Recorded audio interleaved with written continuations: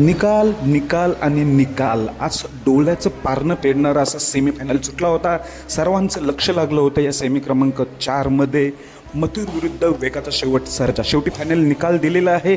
कोणी बाजी मारली तर बिंदोडचा बादशाह मथुरने।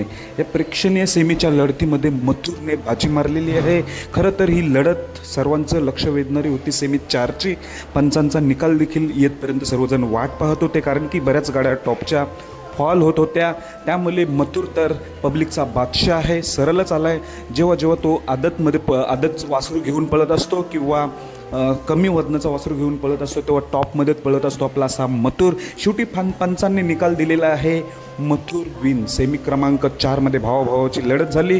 सेमी क्रमांक 4 मध्ये भावाभावामध्ये लढत कोणी जिंकला असलं तरी कोणाला काही वाईट नसतं वाटलं। शेवटी मथुरने स्वतःचं अस्तित्व दाखवलेलं आहे। बरेच जण जेव्हा जेव्हा टीका करतात मथुरवर तेव्हा त्याचं उत्तर मैदानात देत असतो असा मथुर मालकाच्या अस्तित्वासाठी हात पालाला।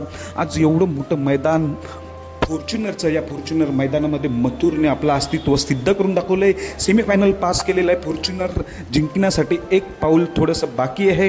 फायनलसाठी शुभेच्छा मथुर आणि पुष्पराजला। धन्यवाद भावांनो।